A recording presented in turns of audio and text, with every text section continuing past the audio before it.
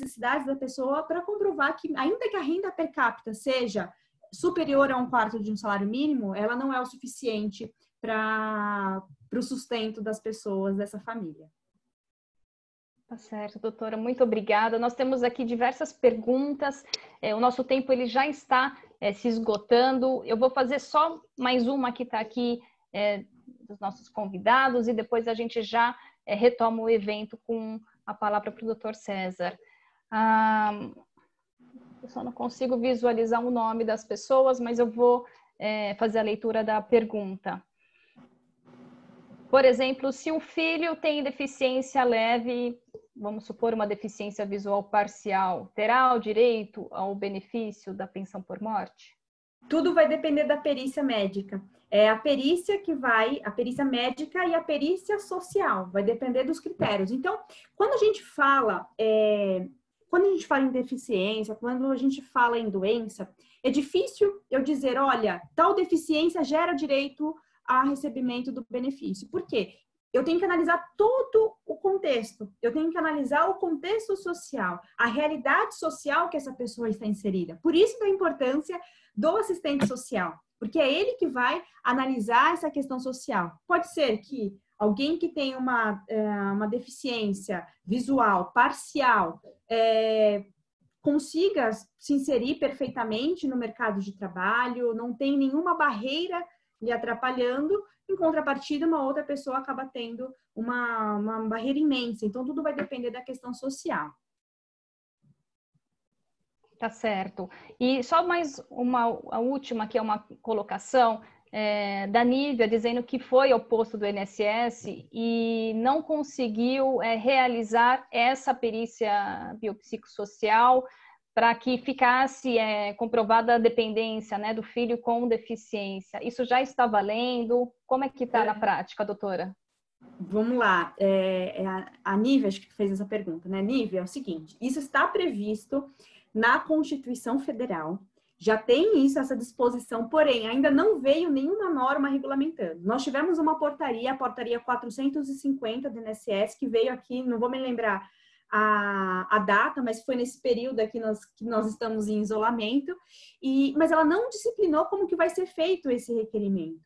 Não tem ainda uma norma disciplinando a prática dessa avaliação. E realmente, se você for ao INSS, ele vai dizer que somente após a morte. Porém, nesse caso, infelizmente, tem que judicializar. Tem que falar que o INSS não fez essa perícia e judicializar para o INSS cumprir a determinação.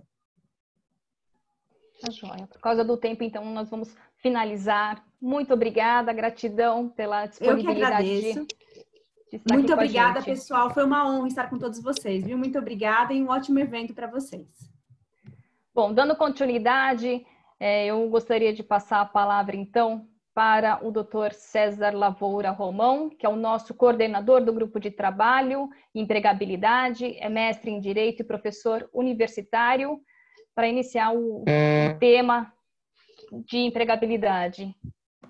Doutora, a palavra é sua. Boa tarde, uma alegria participar desse seminário que foi pensado, não é, amadurecido em tempos antes de pandemia, mas que bom que conseguimos realizar ainda no mês de maio, mês do trabalho, para que a gente pudesse pensar, refletir sobre desafios, perspectivas para a empregabilidade da pessoa com deficiência. Para isso, convidamos duas profissionais excelentes nessa temática. Marta Gil, que é uma socióloga, uma das precursoras desse movimento de inclusão no mercado de trabalho. A doutora Adriane Reis Araújo, que é representante do Ministério Público do Trabalho. E esse segundo painel, nós vamos ter a apresentação das duas painelistas. Então, eu vou deixar as questões para o final. A Marta falará primeiro, depois a doutora Adriane, e ao final nós teremos um tempo de responder as perguntas aí do público. Mais uma vez, muito obrigado pela contribuição com o nosso evento, com a nossa comissão da OAB, todas as palestrantes, e passo a palavra a Marta Gil, nossa primeira painelista. Oi, boa tarde, doutor César, boa tarde, Lúcia. Que prazer estar aqui com vocês. Esse convite me honra muito. Muito obrigada. Uma boa tarde a todas e todos que estão assistindo. E um prazer escutar a doutora Priscila. Que exposição objetiva, simples, tranquila. Bom, eu vou me apresentar um pouquinho. Eu estou há muito tempo nessa área, né? E eu comecei de um ponto, usando o meu cabedal de ciências sociais, né? Eu comecei por um ponto que naquela época era, porque isso foi, eu estou falando de 1990, estou falando literalmente do século passado, era algo que não se tratava, né? Eu comecei falando de informação e da comunicação dessa informação. Naquele momento, a gente ainda tinha o modelo médico da deficiência bastante forte, então havia muitas ações a respeito, voltadas para as pessoas com deficiência, mas eram ações bastante marcadas pelo assistencialismo, pela filantropia, pelo paternalismo, né? Importantíssimas, mas o mundo, a fila foi andando, né? O mundo foi mudando. E aí eu vim com uma proposta que na época foi considerada inovadora, que era trabalhar a questão da informação e da comunicação, pensando no empoderamento das pessoas, né? E eu pude começar, eu creio que é difícil a gente falar essa coisa de primeiro, segundo, mas enfim, uma das primeiras redes de informação, que foi sediada na USP, o que para mim foi uma honra enorme, porque eu sou ex-aluna da universidade. Então, foi um momento que eu pude devolver para a educação pública de qualidade que eu recebi, né, alguma coisa. Foi uma devolutiva, né, para a sociedade, porque a gente inaugurou uma área na USP, e eu acredito que uma área em outras universidades também, justamente essa área da informação e da comunicação. E desde então, e sobre todos os tipos de deficiência, é o que eu tenho trabalhado, e eu brinco que a gente vai empacotando a informação de diversos jeitos. Fazendo vídeos, fazendo livros, escrevendo artigos, dando palestras, consultorias, enfim. A informação vai circulando de muitos jeitos. E aí eu gostaria de falar um pouquinho sobre a questão da cultura institucional, né? Não dá para falar de inclusão, seja de pessoas com deficiência, pessoas negras, segmento LGBT, enfim. Inclusão é uma palavra muito ampla. Ela não é restrita às pessoas com deficiência, assim como diversidade. Como diz o Reinaldo Bugarelli, diversos somos todos, né? Felizmente. Senão o mundo ia ser uma coisa muito chata. Mas para que a inclusão aconteça, eu acho que a gente precisa de dois pilares. O pilar da legislação, sem dúvida nenhuma, porque não é uma atitude da vontade, da iniciativa, do bom coração, seja lá do que for, não é uma iniciativa no âmbito individual. Ela precisa ter um respaldo. Mas a inclusão também nasce dentro da gente. Pode parecer uma forma um pouco ingênua, um pouco simplista, mas eu acredito profundamente. Se eu não acreditar no potencial da pessoa com deficiência, eu não vou olhar para aquele aluno na classe, ele vai estar incluído, entre aspas, ele vai estar sentadinho lá. Eu brinco que é como se fosse um vaso de samambaia. Isso não é inclusão. Ou no mercado de trabalho, uma pessoa que a empresa diz assim, olha, sabe o que é? Você está com carteira assinada, todos os benefícios, mas a gente não está preparado, não tem acessibilidade. Então, fique em casa, é tão melhor para você, as calçadas não são boas, a condução não é boa. Então, para você se proteger, fica em casa e todo mês você vai receber o seu salário. Isso não é inclusão. A inclusão nasce dentro da gente. E como é que acontece isso? É necessária uma mudança de olhar, uma mudança de atitudes também, né? E eu acho que essa mudança vai começar na família, ela vai começar na escola, até chegar no mercado de trabalho, né? Então, eu acho que esse é o primeiro ponto que eu gostaria de enfatizar. Eu gostaria de enfatizar também, a doutora Priscila falou rapidamente sobre a LBI, a Lei Brasileira de Inclusão da Pessoa com Deficiência, que tem esse apelido de Estatuto da Pessoa com Deficiência, e eu acho que essa, até tem aqui não sei se dá para ver direito, mas enfim, é muito importante. Até onde eu sei, o Brasil é o único país que tem esse tipo de legislação. Muitos países, entre os quais o Brasil, muitos países assinaram a Convenção sobre os Direitos das Pessoas com Deficiência, que foi um enorme avanço.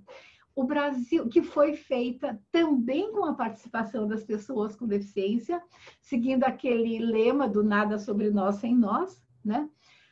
O Brasil participou ativamente da elaboração da convenção. Depois, essa convenção foi recebida aqui no Brasil. Primeiro, o Brasil foi signatário, depois o Brasil ratificou, e ratificou com o status de emenda constitucional. Poucos países ratificaram com esse status, não só a convenção, mas também o protocolo facultativo, que permite o acompanhamento e o monitoramento, porque não adianta eu ter uma lei tão potente e eu não ter um instrumento para acompanhar, para saber se pegou, entre aspas, como a gente fala, né? Tem lei que pega, tem lei que não pega. Mas qualquer convenção, ela fala de uma forma geral, ela tem princípios gerais. Claro, porque a ONU não pode gerenciar os países, cada país tem a sua autonomia, então eu tenho princípios gerais. Para trazer esses princípios gerais para o chão, para eles serem efetivos, eu preciso de leis e de decretos. A doutora Priscila deu alguns exemplos, inclusive a gente já tem algumas coisas na área da aposentadoria, mas ainda não temos a efetivação. E é esse o papel, é essa a importância da LBI. Ela que traz, porque ela vai dizer, a convenção diz, por exemplo, é proibido discriminar pessoas com deficiência em razão da sua deficiência, da sua condição. Beleza. Bom, se eu sou um gestor, eu preciso de algum outro parâmetro, assim. O que é discriminar? Bom, se discriminar é crime, que a convenção diz que é, todo crime merece ser punido, qualquer que seja o crime.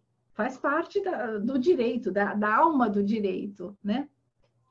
Eu vou punir como? Então, a LBI é que vai trazer esses princípios todos e vai torná-los operacionais. Então, é muito, muito, muito importante que a gente conheça, que as pessoas conheçam, as entidades, os consultores, as famílias. A gente precisa se apropriar desse instrumental. E aí, vou falar um pouquinho do Amancai, que é uma organização da sociedade civil sem fins lucrativos. Como é que a gente tem trabalhado com isso de algumas formas, né? Uma das formas que a gente tem utilizado é o lúdico. No mundo corporativo, é muito comum a gente ter jogos corporativos. Existem há muito tempo, são muito bem aplicados e os resultados são bons. Bom, pensando nisso, a gente criou um jogo corporativo sobre inclusão de pessoas com deficiência, que a gente chama de Discovery, porque a inclusão é uma descoberta constante. Eu posso conhecer muito bem uma pessoa com deficiência visual, por exemplo, mas eu não posso dizer que a partir dela eu conheço, não pode deixar que agora eu conheço todas as pessoas com deficiência visual. Se eu sou uma gestora e eu tenho uma pessoa surda na minha equipe, então eu fui aprendendo como lidar, como me comunicar, né? O ano que vem entra uma outra pessoa, eu tenho que começar tudo de novo. Nós não somos iguais mesmo, né?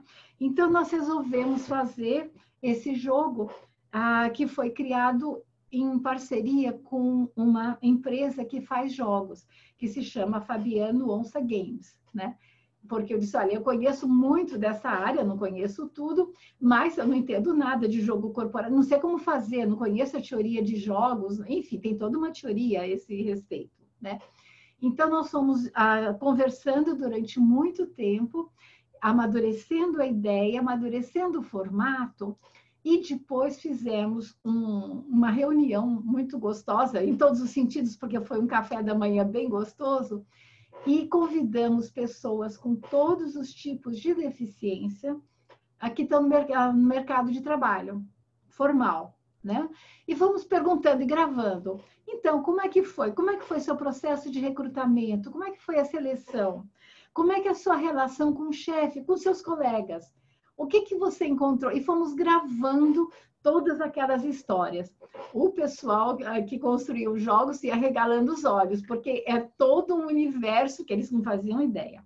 Bom, e chegamos a um jogo, a esse formato, testamos em várias ocasiões, em vários momentos, fomos ajustando, porque tem toda uma métrica para fazer um jogo que funcione, né? E temos utilizado. E a gente tem aplicado esse jogo com ótimos resultados em várias áreas da economia, vários setores econômicos. E assim, a gente já aplicou para CEOs, aplicamos há uns 2 anos atrás em Brasília, na AGU, né? Na Advocacia Geral da União. E esse foi um desafio, porque é um ambiente mais formal, né? O pessoal engravatado, e a gente estava propondo uma brincadeira. Funcionou super bem. Aplicamos em lugares, aplicamos numa empresa de entregadores de gás de cozinha, né? Fomos aplicar lá de madrugadinha, antes do pessoal sair, carregar o caminhão e sair, né? Então, a gente estava naquele ambiente do galpão e, por iniciativa dos próprios funcionários, eles compuseram o cenário com os botijões de gás, numa super criatividade. Foi muito interessante. Como é que funciona esse jogo? Aquelas histórias aqueles casos verídicos, né, que nós escutamos, nós transformamos em 30 cases, 30 casos, né? Eu não sei se dá para ver. Enfim, esses 30 casos, eles são dramatizados. A gente aplica uma das regras, grupos de até 40 pessoas, divide em quatro rodas, com 10 pessoas cada um, para poder todo mundo participar, porque a gente quer que todo mundo participe, né? E aí eles sorteiam uma carta que tem normalmente 2 atores e uma situação, mas essa situação não tem uma conclusão, né? Eles saem da sala e tem 1 minuto e meio para se organizar. Então, quem vai assumir tal papel, como é que vai ser e tal, voltam para a sala e dramatizam a situação real, né? Aí cada grupo recebeu uma carta como essa, né? Há vários desenhos assim, são cartas símbolo. Tem várias, esse aqui é um sol, mas a gente tem uma carinha sorridente, tem uma carinha triste, tem um disco voador, tem uma nuvem, são desenhos muito simples, feitos por uma artista plástica, né? E para dar o pique para o jogo, porque todo jogo tem que ter um elemento de dinamismo, né? Nós compramos fichinhas de euros. E cada grupo... Sim, é um jogo, né? E cada grupo recebe uma quantidade de euros, né? Então, o grupo vem para a sala e nós temos 2 pessoas trabalhando. Tem uma pessoa que é animadora. Então, ela tem que pilhar o grupo. Tem que ser tudo rápido, não dá tempo de pensar. E a gente não quer escutar as respostas politicamente corretas. Essas a gente já sabe, não tem graça nenhuma. Não preciso tirar ninguém do trabalho para falar o politicamente correto, né? A gente quer saber o mindset das pessoas, né? Que normalmente não aparece, né? E tem um observador que vai prestar atenção e vai anotar, para do final dar uma devolutiva.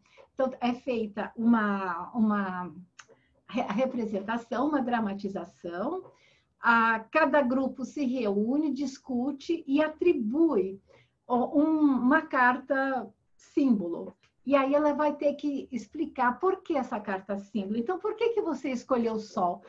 Porque essa situação trouxe... era uma situação desagradável, mas trouxe um momento de brilho, de iluminação. Todo mundo entendeu, esclareceu uma situação que não estava muito clara, muito boa. E assim vai. E tem uma série de regras que esse dinheiro, que os euros vão mudando de grupo para grupo. E é função do animador manter, é como se fosse ela vai criar uma outra realidade, para as pessoas quererem ganhar o dinheiro e saírem do normal, do seu pensamento. É um desafio, é muito divertido. Bom, os 4 grupos apresentam, né? E no final, o observador dá a devolutiva e vai conversando. E é fantástico. A gente teve as respostas as mais maravilhosas, porque as pessoas entendem e se apropriam do que a gente está querendo falar, né? Então, teve uma vez, nós aplicamos num grande atacadista de alimentação para o pessoal que faz a reposição nas estantes. E no final, um dos rapazes chegou para mim com muita tranquilidade, dizendo assim: nossa, Marta, eu tinha preconceito, eu não sabia. Eu não consigo essa resposta numa palestra. E ele não estava se sentindo culpado, foi só uma constatação. Eu disse, mas que bacana, né? É isso mesmo, todo mundo tem preconceito. Então, o jogo tem sido uma ferramenta muito interessante. A gente sempre pede que o pessoal do RH participe, porque eu disse, olha, vocês vão ver coisas que geralmente vocês não vão ver na sua sala. Muitas situações dessas não vão aparecer, né? Algumas vezes a gente é convidado para dar uma consultoria, então dar continuidade a esse trabalho, outras vezes para por aí. Mas o que a gente tem percebido por algumas avaliações que temos feitas, tá? É justamente essa apropriação dos conceitos, muito mais do que uma palestra. Então, essa tem sido uma boa estratégia. Uma outra estratégia que a gente tem feito e fizemos, a mais recente foi agora em dezembro do ano passado, foi em Rondônia, né? Nós temos trabalhado a convite do Ministério Público do Trabalho, né? Porque as empresas dizem, olha, a gente não acha, não tem pessoas com deficiência, tal. E aí nós desenvolvemos toda uma estratégia que nós chamamos de cadastramento, né? E aí a gente prova que sim, tem pessoas com deficiência que querem trabalhar, que se enquadram nos critérios da lei de cotas e nos critérios de funcionalidade, né? E que geralmente tem um grau de escolaridade acima do que a sociedade acha que as pessoas têm, né? Então, tem sido um trabalho muito, muito prazeroso. E para fazer isso, a gente tem toda uma estratégia, identificamos o que a gente chama de atores sociais ali do município, né? Que são todos os atores que de alguma forma têm alguma convivência, algum contato com pessoas com deficiência.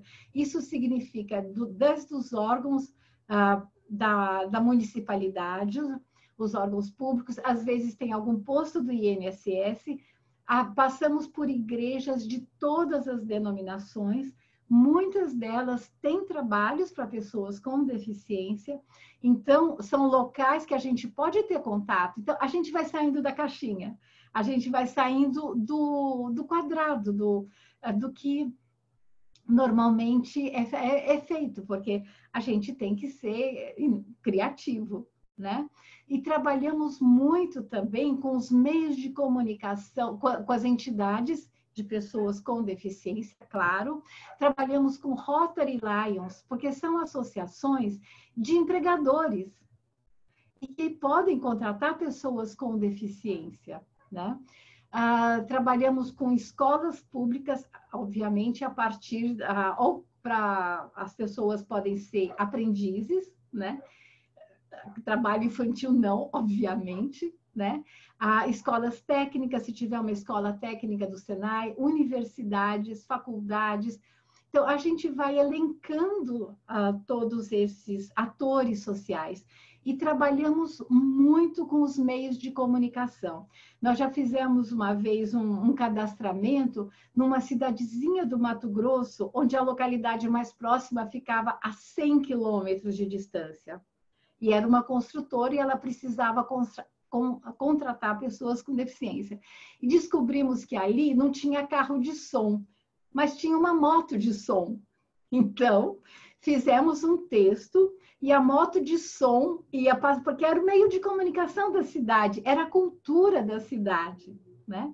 E aí a moto ia passando e ia falando o texto que a gente tinha escrito para garantir que ia ser um texto correto, adequado, né? Descobrimos, por exemplo, a determinadas cidades que tem uma missa do sábado às 18 horas, que aquele padre é um padre que é um comunicador, há igrejas que os pastores são comunicadores, enfim, nós vamos identificando as estações de rádio, jornal, se tiver alguma emissora de TV, enfim, a gente vai trabalhando. No dia, fazemos o cadastramento com todos os cuidados. O local é acessível, tem que ter acesso por transporte público, temos intérprete de Libras, e se a pessoa não tiver o currículo, muitas vezes não tem, ou às vezes é um currículo que não é muito bem feito, não dá muitos subsídios, nós temos uma ficha de cadastramento. Essa ficha foi construída segundo os princípios da linguagem, da comunicação simplificada, nós construímos, testamos, nós temos uma consultora nessa área, que testou com pessoas com deficiência intelectual, com síndrome de Down e outras, e essa comunicação simplificada vale para todo mundo, não só para pessoas com deficiência intelectual. Fazemos alguns exemplares com tamanhos ampliados, e se a pessoa for cega, eventualmente não tiver uma pessoa que acompanhe, as nossas consultoras ajudam, obviamente, né? Nós trabalhamos com consultores muito especializados nas diversas áreas de deficiência, de modo que as pessoas se sentem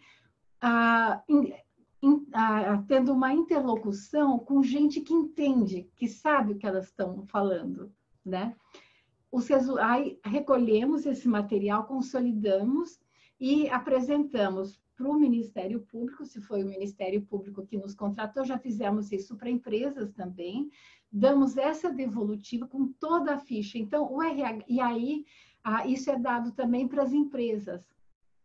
E, geralmente, aí a empresa vai ter uma facilidade, porque ela vai saber quantos homens, quantas mulheres, que tipo de deficiência, que idade, escolaridade, experiência anterior, enfim, todo um panorama. Aí é só questão de pegar e contratar. O processo de recrutamento e seleção, obviamente, não é conosco, né?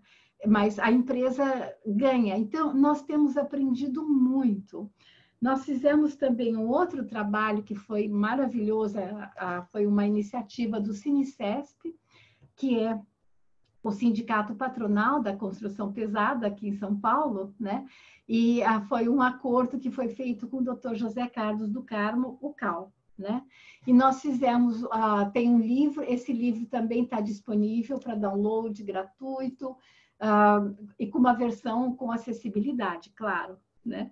Não tem sentido trabalhar com essa questão e não cuidar da acessibilidade, inclusive da acessibilidade digital. Para fazer esse trabalho, a equipe amassou muito barro. A cada construtora participante, né, nós saímos realmente do conforto, não olhamos para os manuais de recrutamento e seleção, trabalhamos com as empresas, elas abriram as suas obras e disseram, a gente quer que vocês vão aqui, vão ali. Elas nos indicaram, né? E eram obras muito variadas, porque um eletricista que trabalha numa estrada, por exemplo, ele vai ter algumas funções diferentes do que ele fez, do que um eletricista desses numa hidrelétrica, por exemplo. Ele pode estar trabalhando no chão, ao nível do chão, ele pode estar trabalhando no alto, né? Então, nós fizemos todo um questionário e nós trabalhamos com esses dois tipos com esses dois eixos, acessibilidade e funcionalidade. E a gente começou analisando como o trabalhador chega no mercado, chega no ponto do seu posto de trabalho. Então, isso, o manual de cargos e salários, claro, ele não contempla isso, mas a gente começou daí, ele precisa chegar no posto de trabalho. Como é o fretado? Quando ele sai do ônibus, como é que é a entrada dele na empresa? Como é que ele bate o ponto? Ele tem que ir para o almoxarifado? Como é que é o trajeto para o almoxarifado? O chão, como é? Né? Banheiro, os refeitórios, até chegar no posto de trabalho. E no posto, nós entrevistamos o funcionário. E aí era muito interessante, porque muitas vezes a gente perguntava assim, então, funcionários muitas vezes sem deficiência. Então, agora que o senhor me contou o que o senhor faz, tal, o senhor acha que uma pessoa com deficiência faria o que o senhor faz? Aí a primeira reação era, não, imagine. Aí, de repente, ele parava, pensava e dizia assim, não, pode. Por quê? E aí ele ia lembrando, numa outra obra tinha pessoas com deficiência, por exemplo. Ou então eles iam pensando, se colocando no lugar. Numa das obras tinha uma máquina muito grande, não vou lembrar o nome, que o operador ficava a uns 10, 15 metros de altura, dentro de uma cabine fechada. Ele precisava se comunicar com quem estava no solo. O que ele fazia? Sinais. Aí eles, então, um surdo pode trabalhar aqui, é só a gente combinar os sinais e pronto, né? Então, foi uma coisa muito interessante, né? Uma experiência muito rica, e nós sempre pedimos que alguém da empresa nos acompanhasse, alguém do RH, alguém de ergonomia, porque eles começaram a olhar e a ficar com tranquilidade para fazer perguntas. Porque, às vezes, o profissional fica sem graça. Mas eu não quero fazer essa pergunta, eu não quero constranger essa pessoa, né? Isso virou um livro, deu continuidade a um trabalho que o Cinesesc já tinha feito, que aí foi uma outra publicação que o Dr. Cal escreveu. Ele trabalhou com grupos operativos, que foi fantástico, né? E aí, depois, nós demos continuidade, nós estudamos tudo que tinha sido feito, as empresas já tinham ampliado a sua cota, já tinham aumentado a sua cota, e depois nós fizemos esse diagnóstico funcional, né? E com isso, a gente vai contribuindo para ampliar a cultura, né? E essa mudança de olhar. Recentemente mesmo, há 2 semanas, a gente abriu um canal do YouTube no Mancaia, no Sonho Antigo, onde a gente tem um vídeo com um dos nossos trabalhos sobre educação e outro vídeo mostrando o trabalho lá de Porto Velho. Depois eu passo para o pessoal da UAB, eu passo esses links todos, porque agora eu não consigo, obviamente, conversar e mandar, mas aí eu prometo que eu passo e fica em ordem, né? Porque eu acho que, na verdade, eu não posso esperar que a pessoa tenha 18 anos ou 20 para entrar no mercado de trabalho e estar preparada. A escola tem um papel muito importante, eu vejo um contínuo, né? E se eu frequentei a escola, se eu tive colegas com deficiência, quando chegar no mercado de trabalho, não vai ter esse estranhamento, né? Porque eu já convivi, eu já briguei, eu já brinquei, enfim, o que toda criança e todo jovem faz, né? Eu acho que, César, era isso que eu tinha pensado em falar. Excelente, muito obrigado. Nós já tivemos diversas manifestações aqui, inclusive o Dr. Cal está conosco, e muitos outros.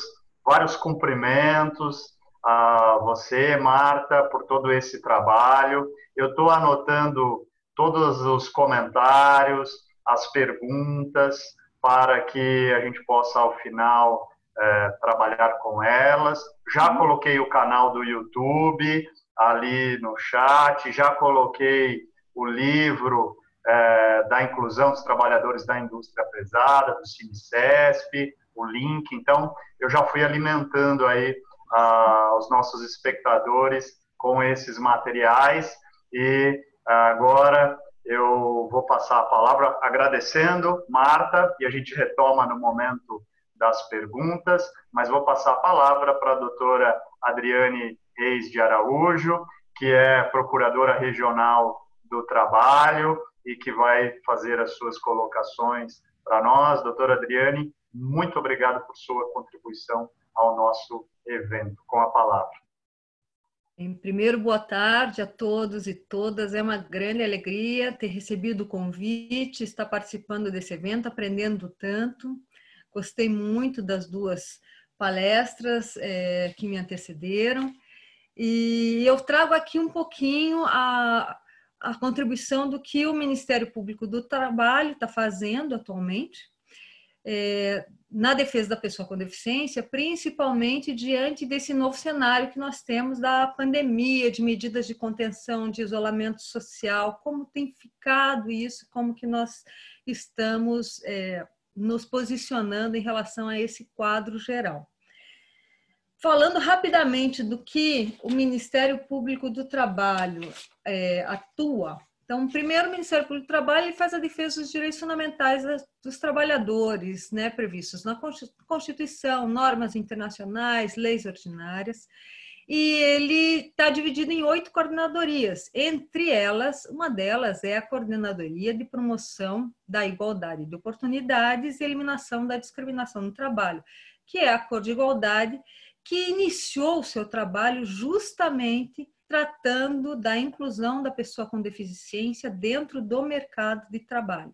Hoje nós temos diversas frentes, tratamos das questões relacionadas a racismo, a gênero, população LGBTQI+, entre outras, né, migrantes, mas temos essa raiz dentro da defesa da pessoa com deficiência. A Cor de Igualdade, como bem lembrou a Marta Gil, ela fala sobre, ela tem essa iniciativa de cobrar o cumprimento da cota legal das empresas e nós nos deparamos com muita frequência com essas explicações justificativas das empresas para não contratar, como, por exemplo, dizer que a pessoa com deficiência ela não tem capacidade para o exercício daquela função, ou ela não está com a formação adequada para o exercício daquela função, que ela fez esse recrutamento e não obteve êxito, e por isso ela não cumpre a cota. E fico muito feliz com essa iniciativa do GAME, que foi reportada aqui na palestra anterior, porque nós percebemos claramente que a pior barreira é o preconceito em relação à pessoa com deficiência. Essa barreira da atitudinal, a pessoa, às vezes os gestores, as pessoas que fazem a seleção, elas não estão preparadas para receber, nem mesmo para se relacionar com essa pessoa que se candidata à vaga do trabalho. Então, a dificuldade inicia na porta de entrada mesmo. Por mais que venha a lei, estimulando, estabelecendo essa obrigação, a gente precisa avançar. E Então, a gente precisa avançar com alguns questionamentos. Por exemplo, se não tem, se a empresa alega que não tem a capacitação, o Ministério Público do Trabalho tem trabalhado, muitas vezes, na formação de bancos de dados com currículos de pessoas com deficiência, falando da formação dessa pessoa com deficiência, para apresentar às empresas. Ou então tem participado de algumas iniciativas, como feiras de empregabilidade, onde você reúne pessoas com deficiência que se candidatam à vaga, e empresas onde a gente atua com outros parceiros, inclusive com a Secretaria do Trabalho, e tem o CAL, que já foi mencionado aqui. Mas também nós temos que pensar outros aspectos. Por exemplo, quando é ofertada essa vaga de trabalho, quais são os requisitos que são colocados em relação a essa vaga de trabalho? Será que a empresa não está exigindo com um excesso de rigor para uma vaga, um rigor inadequado para ela? Então, esse é outro caminho que a gente também precisa avaliar para perceber se efetivamente a empresa está cumprindo a cota legal ou não. Então, esses jogos, eles são muito importantes para a gente perceber esses vieses inconscientes que nós trazemos muitas vezes e que sedimentam, consolidam preconceitos e criam uma barreira, criam um obstáculo para a pessoa com deficiência na sua contratação. Essa é a atuação corriqueira do Ministério Público do Trabalho dentro da Acordo de Igualdade. Nesse momento de pandemia, no entanto, nós tivemos algumas alterações da nossa rotina de trabalho e também das orientações em relação à inclusão da pessoa com deficiência no ambiente de trabalho. Então, a primeira coisa que aconteceu foi que o Ministério Público do Trabalho reuniu as 8 coordenadorias num grupo de trabalho chamado Grupo Covid-19. Essas 8 coordenadorias atuam junto com o Procurador-Geral do Trabalho e traçam orientações, diretrizes gerais para os trabalhadores e trabalhadoras brasileiras, também para os trabalhadores e trabalhadoras com deficiência, aprendizes com deficiência também. Então, esse grupo de trabalho já elaborou, por exemplo, 10 notas técnicas, onde trata das questões de segurança e medicina do trabalho que devem ser observadas em todos os setores. Nós sabemos que essa é uma doença nova e que ainda não temos o tratamento médico adequado, ela é de uma rápida difusão e um rápido agravamento que pode gerar saturação do sistema de saúde. Então, quais são as medidas que devem ser adotadas pelas empresas em geral? Medidas de distanciamento social, de preferência com 2 metros de distanciamento entre os trabalhadores, se forem num local presencial, fornecimento de equipamento de proteção individual, como máscaras, álcool gel, ter um local adequado de higienização, um trabalho de monitoramento constante dessa mão de obra para evitar, para acompanhar eventuais adoecimentos, identificar pessoas que podem estar suspeitas, né, da contaminação e adotar alguns protocolos. Então, se identifica que a pessoa tem alguns sintomas, já essa pessoa não ingressa dentro do estabelecimento, já retorna a casa e continua esse monitoramento à distância. Ou então, se ela teve contato com outros colegas, esses outros colegas também precisam ser monitorados. O que nós sabemos é que o ambiente de trabalho é um local propício para a disseminação dessa doença, o que exige uma série de cuidados em todos os setores. Não é apenas no setor da saúde, são em todos os setores. Nós temos que ter esse cuidado. E a pessoa com deficiência que está cumprindo a cota legal numa empresa que decide fazer o seu papel de inclusão, ela tem que ter esse cuidado, tem que ter essa atenção e tem que receber todas essas informações de cuidado, monitoramento, afastamento da mão de obra de maneira acessível. Então, uma das primeiras coisas que nós fizemos dentro desse grupo de trabalho foi fazer uma nota técnica em que nós orientamos as empresas, sindicatos, trabalhadores e trabalhadoras a buscar acessibilidade na informação necessária para o cumprimento desse trabalho por uma pessoa com deficiência. Nós precisamos lembrar também que pela Lei Brasileira de Inclusão, no artigo 10, parágrafo único, ela fala que a pessoa com deficiência, numa situação de crise sanitária, ela deve ser tratada como uma pessoa numa situação de maior vulnerabilidade. E isso não é uma norma gratuita, ela tem um fundamento importante, porque às vezes a pessoa com deficiência tem maior dificuldade de comunicação, até mesmo com os setores de saúde, tem maior dificuldade de acesso, tem maior dificuldade, às vezes, de cuidar da sua própria higiene pessoal, do seu próprio, manter, né, o seu cuidado individualmente. Tudo isso agrava uma situação de risco, sem contar que algumas situações a pessoa com deficiência ela tem um fator de agravamento de uma comorbidade que gera o agravamento da própria doença do coronavírus. Então, todos esses aspectos têm que ser levados em conta. Então, nós sabemos da heterogeneidade do grupo das pessoas com deficiência, reconhecemos isso e reconhecemos que algumas pessoas com deficiência têm condições de se manter dentro do ambiente de trabalho numa atividade presencial. Mas, de modo geral, o que nós recomendamos é que se dê preferência à realização da atividade dessa pessoa por meio de um trabalho remoto ou home office, porque ali nós sabemos que a pessoa com deficiência ela está mais protegida e assim a gente cumpre melhor esse papel de tutela dessa pessoa nesse momento de maior risco, né, de contaminação. Então, a primeira coisa, nós recomendamos que se faça esse trabalho na medida do possível em home office ou trabalho remoto.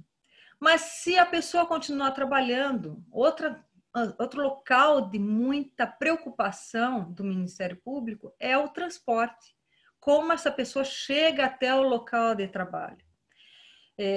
De modo geral, o que nós recomendamos é uma reorganização das empresas de maneira a que haja uma distribuição dos trabalhadores ao longo da jornada do serviço de transporte público, evitando a aglomeração. Por isso, aqui em São Paulo, particularmente, nos preocupou muito quando a frota de ônibus foi reduzida a 40%.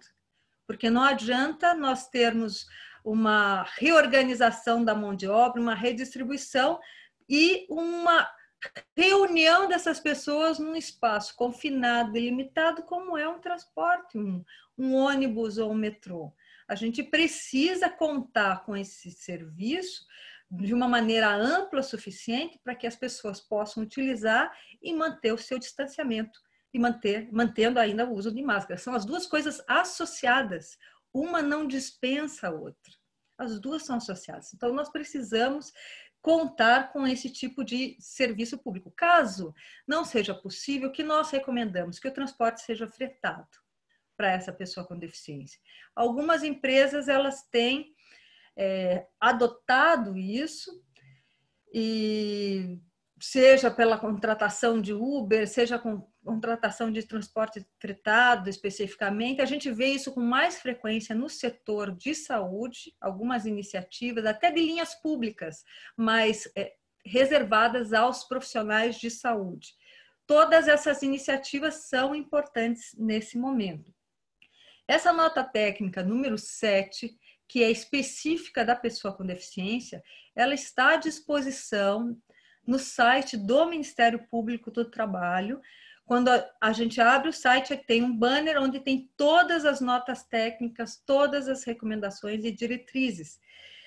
As notas técnicas, elas já estão acessíveis, em linguagem acessível, em Libras também. Nós encontramos isso no YouTube. Dentro do site PCD Legal ainda não foram incluídas, mas serão incluídas ali também, para que todas as pessoas tenham conhecimento dos seus direitos. O que nós temos feito também junto a esse GT Covid-19, nós, diante das medidas provisórias que foram apresentadas pelo governo, nós apresentamos algumas emendas às medidas provisórias e encaminhamos para alguns deputados que adotaram essas sugestões de emendas. Então, em relação à pessoa com deficiência, em relação à medida provisória 936, nós sugerimos que se observe principalmente uma remuneração mínima equivalente ao benefício, ao BPC, né? É o benefício de prestação continuada. Nos preocupa particularmente a situação do aprendiz com deficiência que tem a possibilidade de acumular esse BPC com o salário de aprendizagem, que é uma das exceções ao contrato de aprendizagem.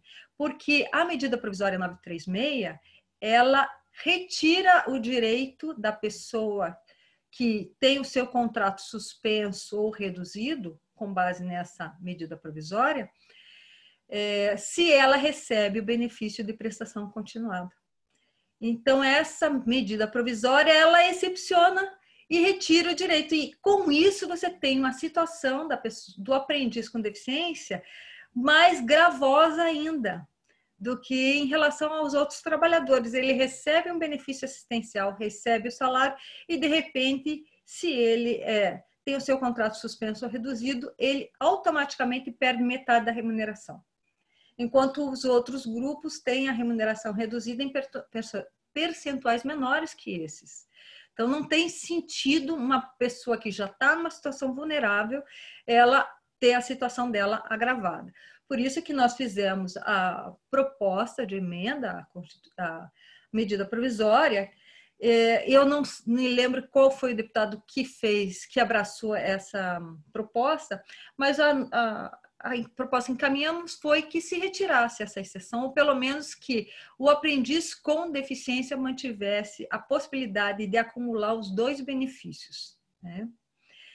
Então, nós também temos apresentado algumas emendas e acompanhado de perto todas as iniciativas do governo federal que tratam da garantia de emprego e renda durante esse período. Lembrando que esse período de pandemia, ele não isenta a empresa do cumprimento da cota legal. Lembrando também que esse período de pandemia não justifica a dispensa da pessoa com deficiência. A gente tem a lei 8.213 na sua integralidade, ela se mantém. Então, você tem a cota que tem que ser cumprida. No caso de dispensa de uma pessoa com deficiência, tem que ser contratada outra pessoa também com deficiência para a mesma vaga, né? Para se garantir o percentual. Então, tudo isso continua da mesma maneira. O que também é interessante destacar é que entre as notas técnicas que nós elaboramos, nós temos a nota técnica número 3, que trata dos trabalhadores com encargos familiares. Essa nota técnica número 3, ela recomenda, e ela foi fruto de uma provocação relacionada ao término das atividades escolares e em creches, né, dessas atividades presenciais. Então, diante desse quadro, o que nós recomendamos foi que as pessoas, os trabalhadores com encargos familiares, eles fossem de maneira preferencial atendidos pelo trabalho remoto ou home office, para que eles pudessem compatibilizar o cuidado com a sua família e a sua atividade profissional. Isso também atende as pessoas com deficiência em relação aos cuidadores, porque as pessoas que cuidam, que têm como dependente uma pessoa com deficiência, elas teriam direito a esse trabalho remoto, a esse home office, atendendo essa compatibilidade da vida familiar e da vida profissional. Se há uma coisa interessante em relação a essa pandemia, é que ela escancara essa situação, muitas vezes, das pessoas que se veem sobrecarregadas na sua rotina diária com a profissão e com a família. E ela coloca a exigência de compatibilidade. Todos nós, hoje, temos até mesmo vivenciado situações que chegam a ser cômicas, de uma invasão de filhos em lives, né, da pessoa. Você percebe a vida privada se mesclando com a vida profissional. E isso acontece, ainda antes acontecia de uma maneira talvez um pouco mais invisível, hoje está um pouco mais visível, o que nos permite defender a ratificação da Convenção 56 da OIT, que trata justamente da compatibilidade da vida familiar e profissional. Além disso, nós destacamos a nota técnica número 8, que fala de violência e assédio no ambiente de trabalho, que fala do assédio moral, principalmente. Então, os trabalhadores que, diante dessa pandemia, são pressionados, principalmente se há uma dispensa da negociação coletiva para fazer essa suspensão e redução da carga horária desses trabalhadores, eles são, de maneira indevida, pressionados pela empresa para aderir a um determinado modelo. Isso nós reconhecemos como uma violência, como um assédio moral, principalmente se for coletivo. Nós temos recebido várias denúncias nesse sentido, no Brasil inteiro, em diversos setores, diversas categorias, e nós ficamos atentos e nos preocupa particularmente se esse tipo de pressão e violência ela ocorre em relação a uma pessoa ou um aprendiz com deficiência. Então, chama atenção também em relação a essa nota técnica número 8, destacando que essas iniciativas empresariais de recebimento do benefício emergencial por meio da redução e suspensão, quando elas são acompanhadas de uma negociação coletiva, a gente percebe pelo menos potencialmente, a redução desse nível de violência e de assédio, já que há um trato coletivo da questão. Em relação o que mais que eu queria falar, eu acho que eram essas as considerações que eu tinha para fazer em relação a essa situação da pandemia. O que nós defendemos, então, é que a pessoa com deficiência, nós reconhecemos como um profissional que tem toda a possibilidade de demonstrar sua capacidade, seu talento dentro da empresa. Ele tem que se ver coberto de algumas atenções da sua própria da sua condição, dos obstáculos que nós mesmos colocamos para essas pessoas, né? Porque a sociedade ela não tá inclusiva, ela trata as pessoas como se nós fôssemos um homogêneo, e como foi bem lembrado aqui, nós somos muito diversos, com potenciais diversos, com capacidades diversas.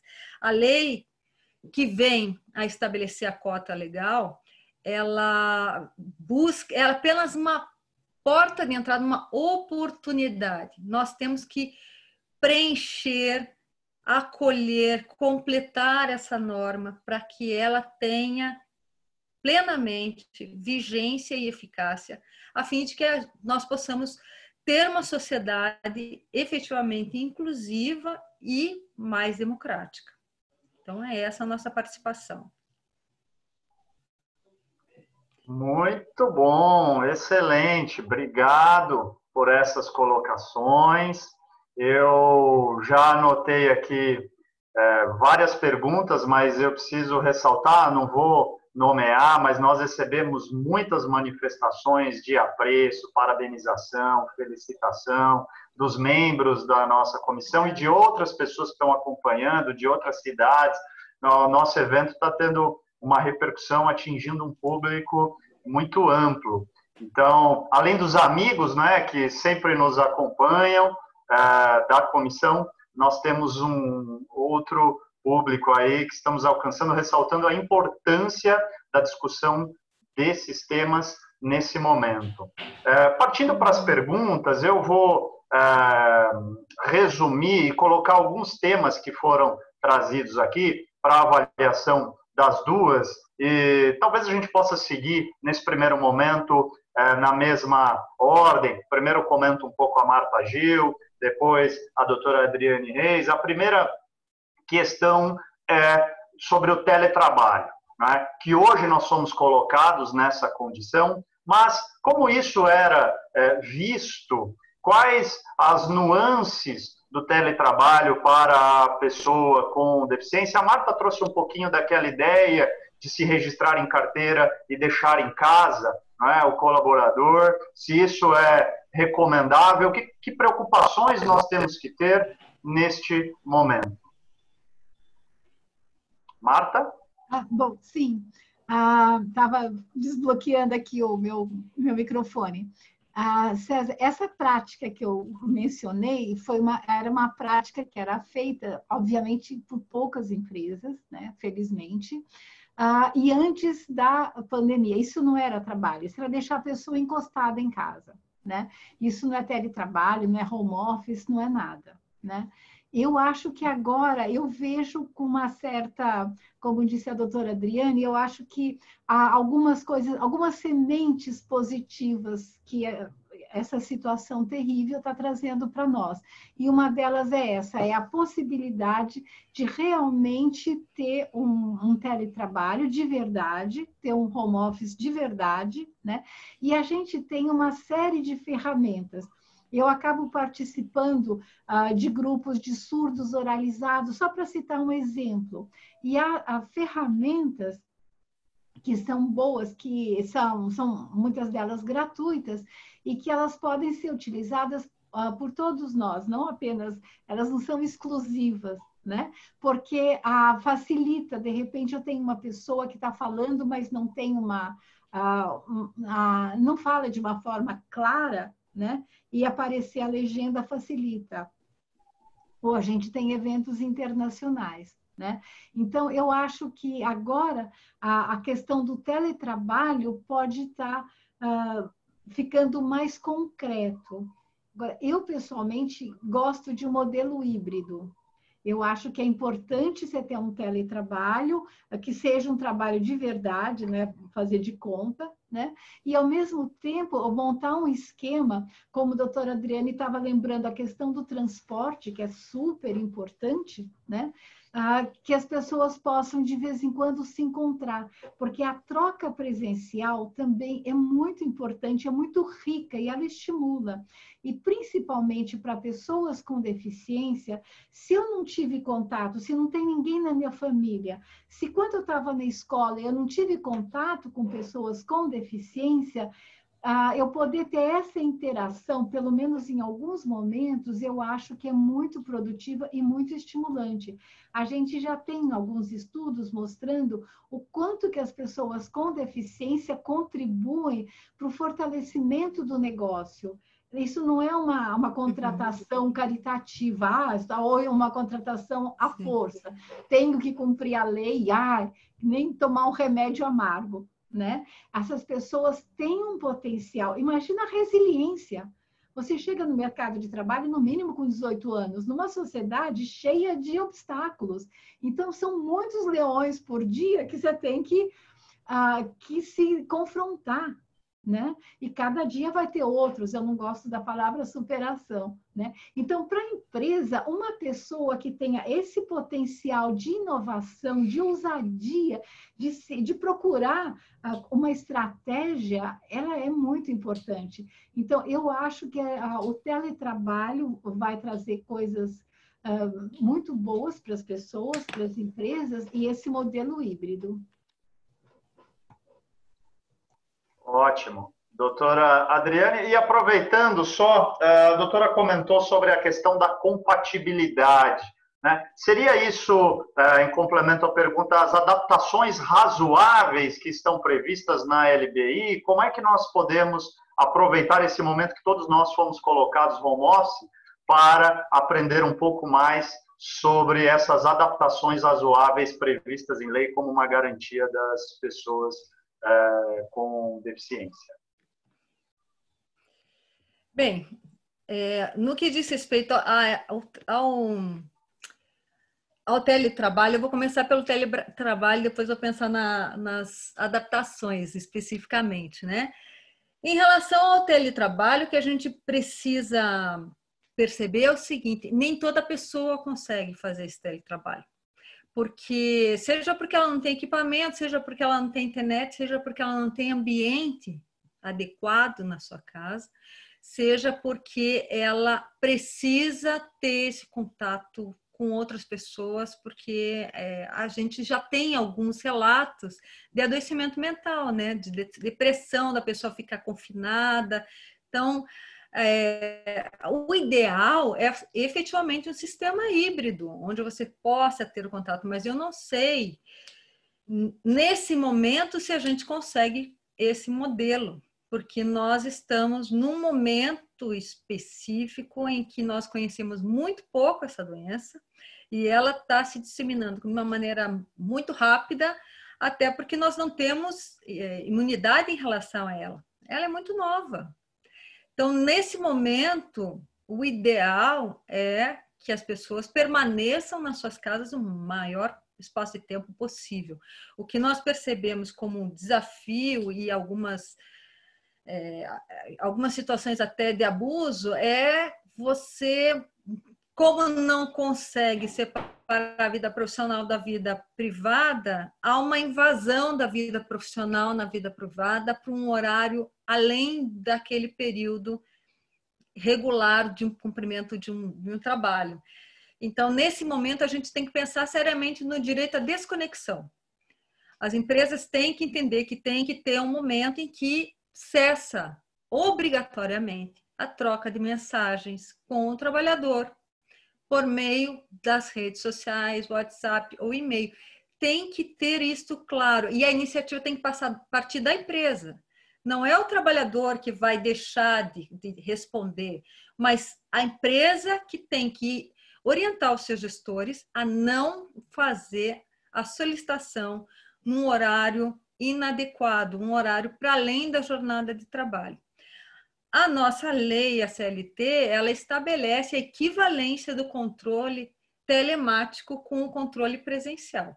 Então, se há possibilidade de controle dessa prestação de serviço, ainda que seja na residência da pessoa, por exemplo, se a pessoa, para realizar a sua atividade, ela tem que entrar na plataforma da empresa e fazer um login, eu já tenho a possibilidade de controle de jornada dessa pessoa.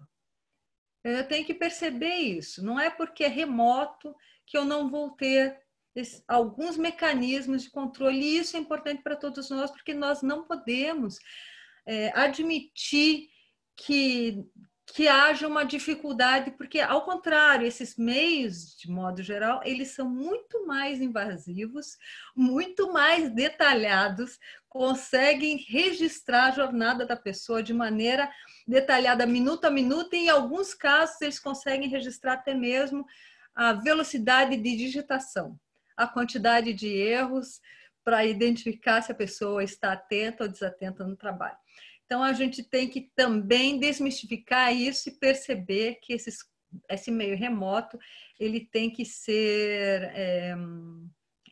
ele tem potencial de controle maior até do que o presencial.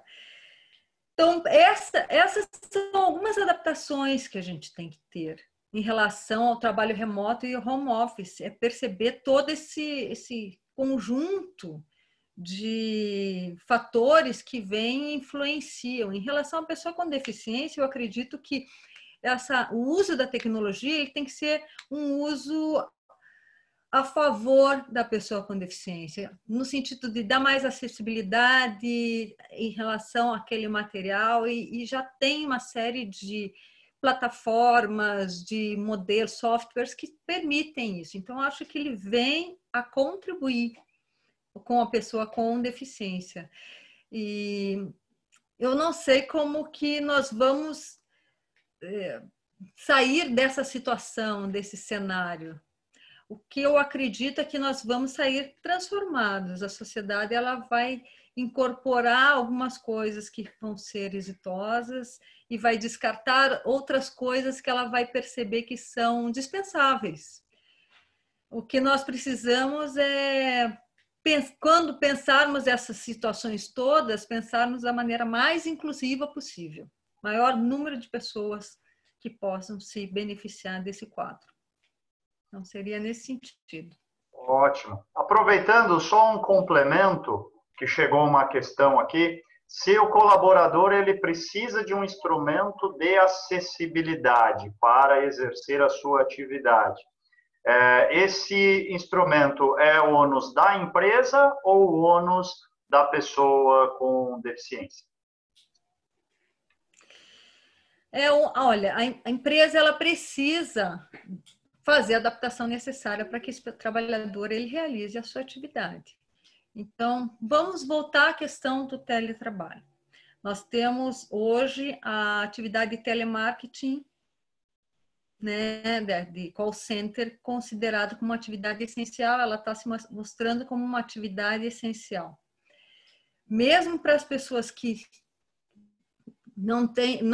sem a deficiência, sem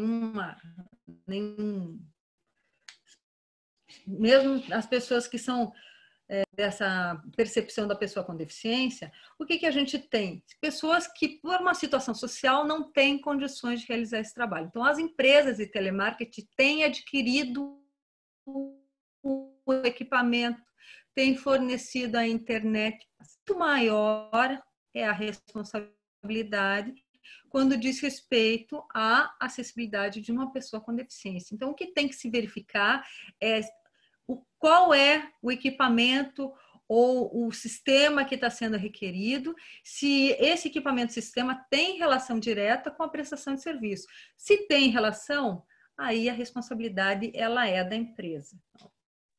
Ótimo. Só se nós fizermos a adaptação é que a gente vai conseguir, né? Essa prestação adequada da pessoa com deficiência. Uma outra questão para as duas, vou dividir a primeira parte para a Marta. Surgiram várias questões aqui em relação aos preconceitos, especialmente na contratação, na seleção, no recrutamento. Então, Marta, já juntando com perguntas que chegaram sobre o nome dos jogos, pessoas se demonstraram interessadas em saber ou ter mais informações sobre os jogos, se eles são aplicados fora do estado. Então, conte um pouco da sua atuação aí no Amancai, se atende outros estados, e a importância de aplicação desses instrumentos para o setor de recrutamento e seleção. E, não havendo uma atuação adequada, em conformidade com a lei, o que a pessoa que se sentir discriminada, quais são os meios, doutora Adriane, que a pessoa que se sentir discriminada pode levar esses fatos ao Ministério Público? Bom, o jogo é aplicado aonde as pessoas nos convidarem, né? Nós aplicamos em vários estados do Brasil, em municípios pequenos, médios, grandes. A nossa equipe se desloca tranquilamente, né? O nome do jogo é Discovery, em inglês, que é descoberta. Nesse momento é um jogo só, né? É no singular, né? E a gente sempre trabalha, como eu expliquei, junto com... A gente sempre convida o pessoal do RH para participar, né? Muitas vezes a gente só aplica o jogo, algumas vezes ele traz... A gente dá continuidade numa consultoria. Nesses casos, o trabalho da consultoria acaba sendo muito mais rápido, muito mais ágil, porque a gente já entra conhecendo um pouquinho da cultura institucional da instituição, daquela entidade, da empresa, né? Acho que é isso? Não sei. Mais alguma coisa? Não, é isso. E a pessoa passando por esse treinamento certamente deixará de ter, não é, alguns comportamentos, algumas barreiras atitudinais, não é, que ressaltam nesses momentos. Mas se continuarem existindo e havendo percepções de atos de discriminação, como é que a pessoa pode levar isso às autoridades, doutora Adriane? Bem, constatando que a pessoa sofreu algum processo de discriminação, ela pode fazer denúncia ao Ministério Público do Trabalho. Nós temos essa denúncia online e nós chamamos as empresas para regularizar essa situação de maneira espontânea, o que nós chamamos de termos de ajustamento de conduta. Ou, caso a empresa não queira regularizar, nós podemos entrar com ações civis públicas, onde a gente postula, inclusive, indenizações, né? A indenização por dano moral coletivo, de modo geral, porque esse procedimento é um procedimento não inadequado não só em relação à pessoa com deficiência que sofreu essa discriminação, mas inadequado num aspecto coletivo. É um comportamento que deve ser alterado e regularizado pela lei.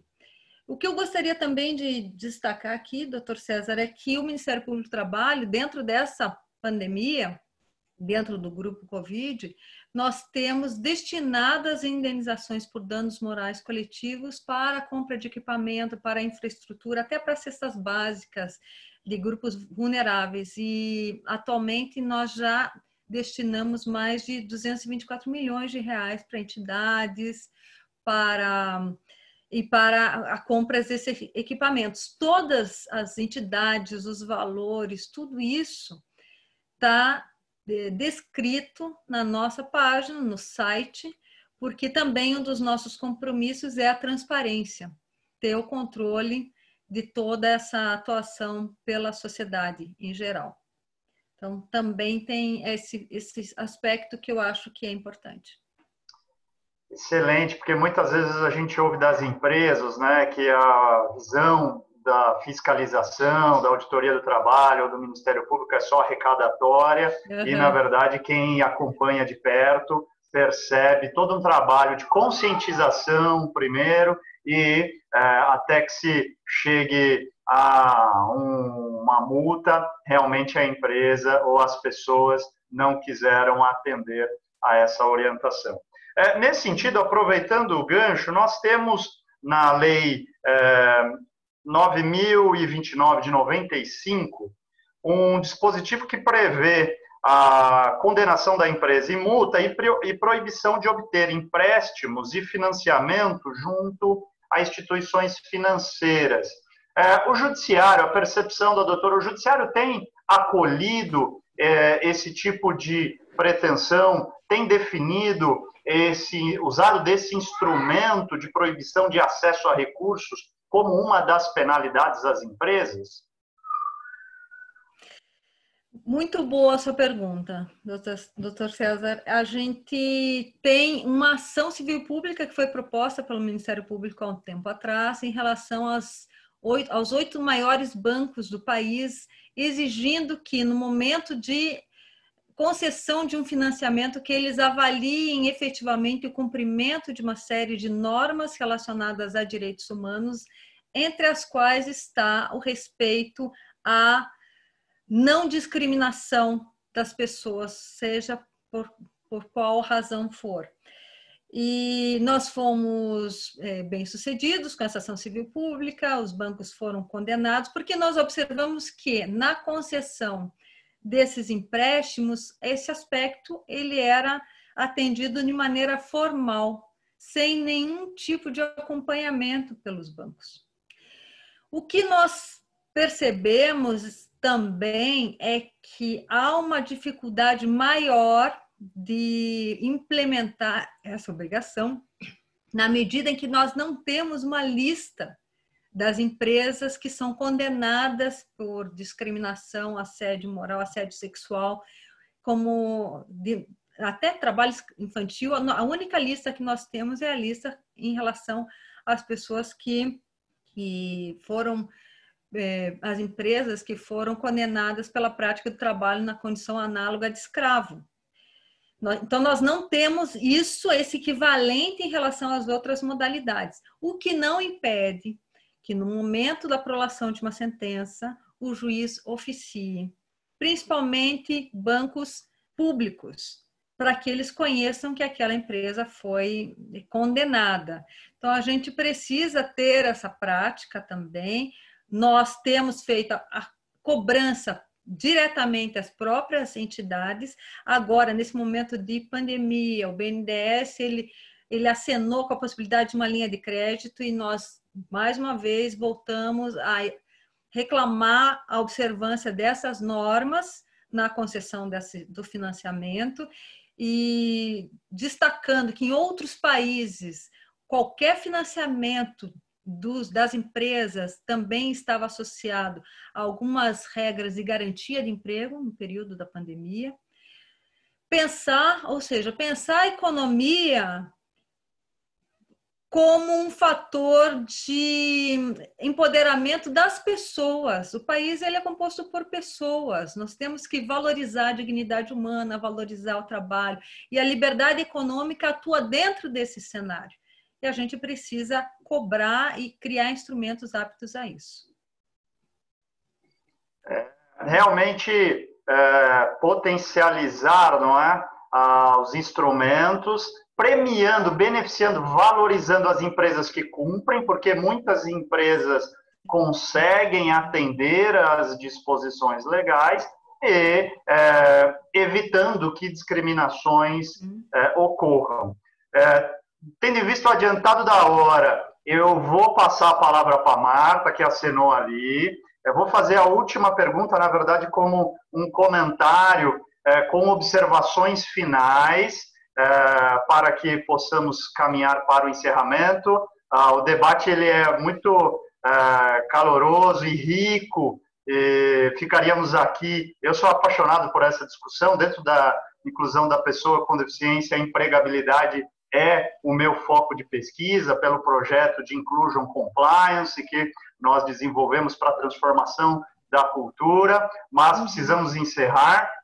Então, eu gostaria que, nas observações finais, ressaltasse a importância da lei de cotas, que por vezes é atacada, por vezes sofre projetos. Nós passamos aí no final do ano debatendo essa questão que foi engavetada, mas temos que estar alerta, a qualquer momento pode ser desengavetada. Então, gostaria que nessas considerações finais ressaltassem a importância da lei de cotas e também atendendo a uma pergunta da nossa presidente, doutora Lúcia, sobre a percepção de vocês em relação à inclusão no serviço público, porque falamos e pensamos muitas vezes no setor privado e o serviço público também precisa de uma atenção para a inclusão da pessoa com deficiência. Um grande desafio, né, deixar para os minutos finais temas tão extensos,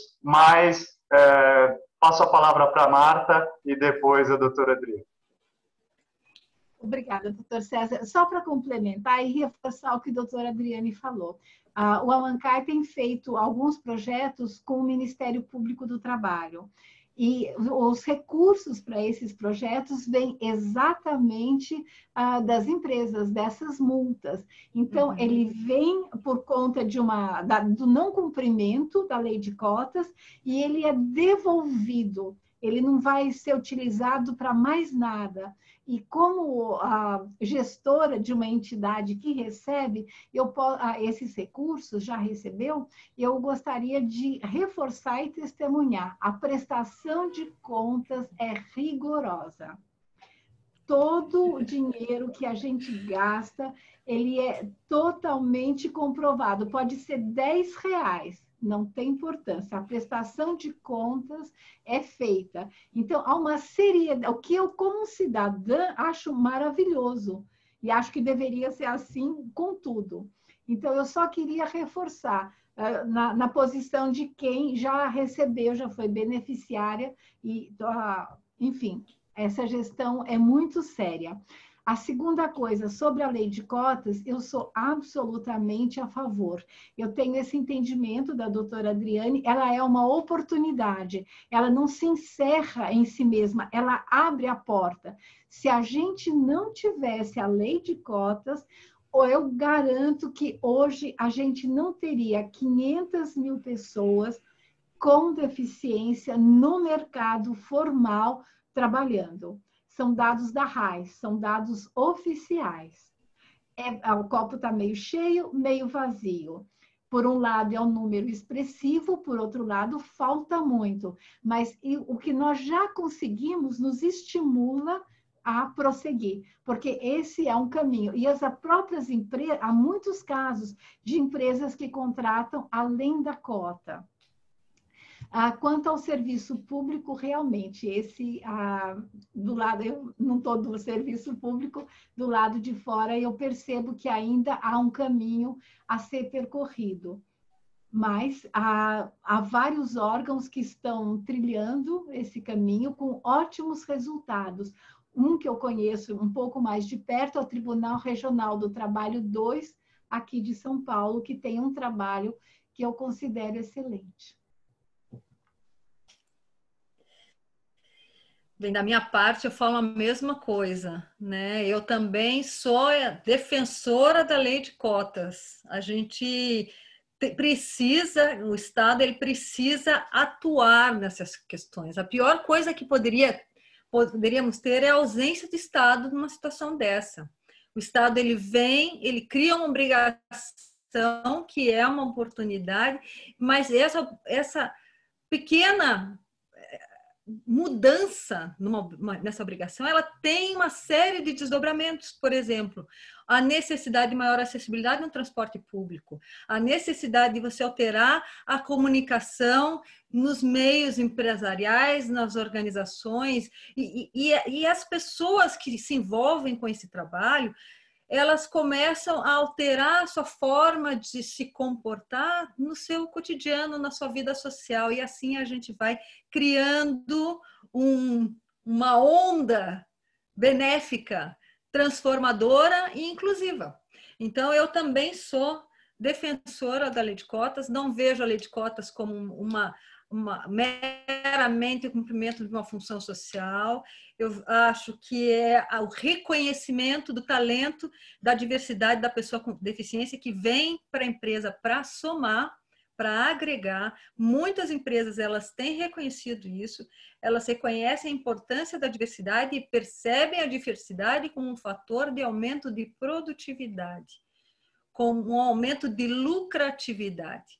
Então, é muito bom. Eu acho que quem desperta para isso, às vezes até mesmo avança, porque a lei de cotas é o mínimo, ela não é o máximo. Por isso que algumas empresas, compreendendo isso, vão avançar num percentual maior, se elas têm essa possibilidade, o que é muito bom. E assim nós vamos transformando a sociedade convivendo. A pior coisa que tem é naquele modelo antigo de isolamento da pessoa com deficiência, onde você não via, essa pessoa ficava escondida e ficavam esses talentos esquecidos, né? A gente tem que reconhecer essa importância. Em relação ao setor público, nós temos claramente a dificuldade no concurso público. Então, os concursos públicos precisam ter uma banca atenta a essas questões para permitir uma aprovação do maior número de pessoas com deficiência, e nós temos também buscado fazer a cobrança do cumprimento da cota legal pelas empresas prestadoras de serviços aos entes públicos, porque não tem sentido, por exemplo,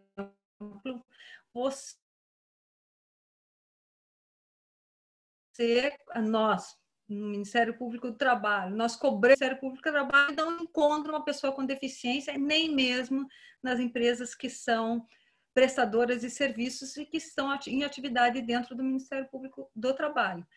E essa é algo que a gente tem que corrigir, a gente está trabalhando nesse sentido para fazer essa correção de maneira macro. A LBI já fez uma alteração na lei de licitação para permitir a preferência das empresas que cumprem a cota. Então, a gente tem que efetivar essa alteração da lei de licitação e fazer cumprir, ainda que por meio das empresas terceirizadas num primeiro momento, e alterar as bancas para melhorar isso também. Eu agradeço aqui o convite mais uma vez para participar desse seminário, foi riquíssimo, aprendi muito, vocês estão de parabéns. Muito obrigado mais uma vez, Marta Gil, doutora Adriane Reis, a comissão da OAB de Direitos da Pessoa com Deficiência sai engrandecida, elevada em conhecimento pela riqueza desse debate.